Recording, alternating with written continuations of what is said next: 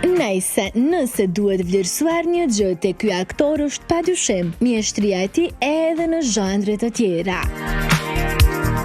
Siç është roli i mrekullueshëm në Pasaporta.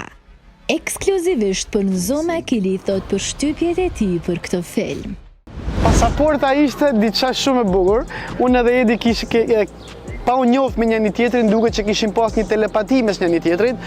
Ai e kishte vendos ose e kishte kuptuar krytin e vet që unë do bëhesha një audicion për atë film, edhe unë ndjesha që du me bëj një audicion për atë film. Edhe ndodhi që unë i shkruajta Edit, i thash kam marrë vesh që tu bëj një film edhe kam shumë qejf marrë me bëj një audicion. Edhe Edi më tha, po, kam një gjë për ty. Ai e kishte menduar paraprakisht këtë gjë, u takume, folme për personazhin, e zhvilluame personazhin edhe e sollëm aty ku është. Unë i shpreha dëshirën që në këtë film do kisha dashur shumë që unë të kem momente emocionale, që edhe njerëzit ju tregoj që mu më pëlqen shumë drama, unë di ta bëj edhe dramën.